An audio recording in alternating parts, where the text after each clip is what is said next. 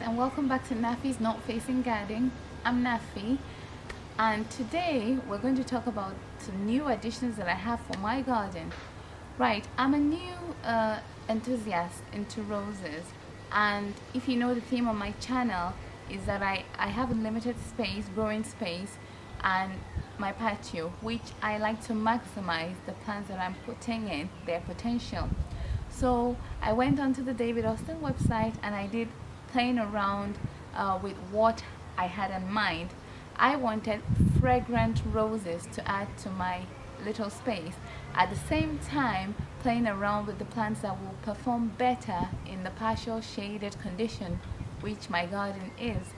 So after lots of has, I come up with two beauties, and these are them by my side, and then we'll go through each of the box and then we'll talk about the variety that I got, and stay tuned.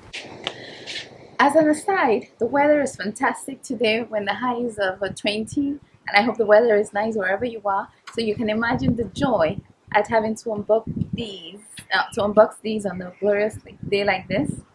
Now the first that I got is called The Poet's Wife. This way.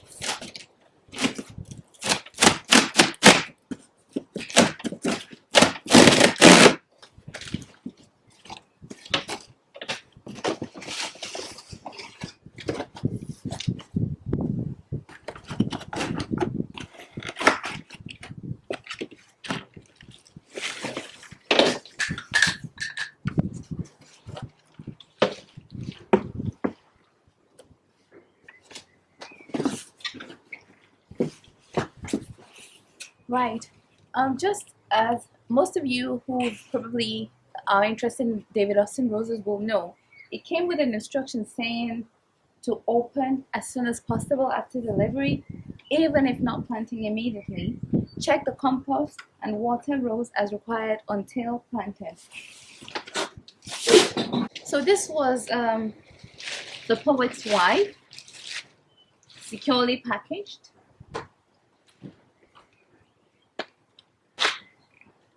This is the tag and what the blooms will look like when we get them. Now this is a medium shrub, rich yellow with large blooms, sun or partial shade. As I emphasize, it's very important for you to know the growing conditions of the plant, and it's suitable for pots and container. But this will be going in the corner, extreme corner of my garden. It will be planted in the ground, in a border, a mixed border, and it says it has strong, rich, fragrant with hints of lemon, becoming sweeter and stronger with age. Now, that's something I'm looking forward to, and already it's looking good condition. And I tell you, I kid you not, there are several buds on this. I can at least count about 9 buds. Just if you have a closer look, they're full of buds. If it'll just focus on the plant and not on me.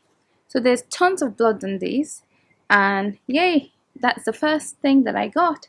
So this will be going, again, as I said, in the ground. The same instructions also apply, I believe.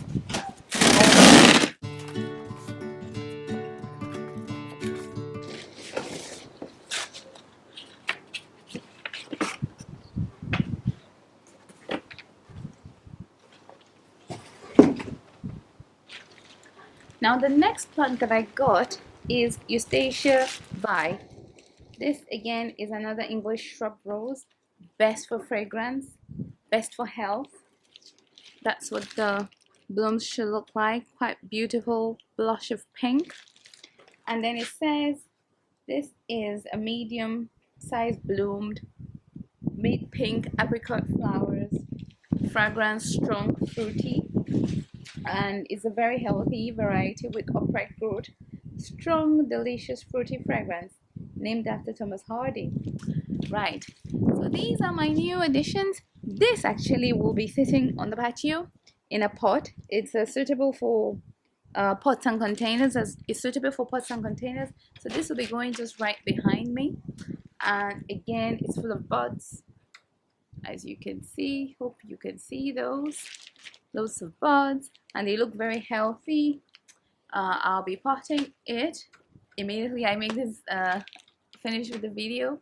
I've already done a potting video on one of my roses. Check that out if you haven't. I did that on the Generous Gardener, which is a medium climber, somewhere on my patio. So this will be its accompaniment, well, its friend, neighbor, and then I'll do that. And thank you so much for watching. And I'm new to this whole rose addiction thing. I hope it doesn't break the banks, but I can understand how you can get so addicted into it. And if it's something you enjoy doing, why not treat yourself one rose at a time and build your collection, and yay, have fun gardening. And see you guys, and thanks for watching. Bye.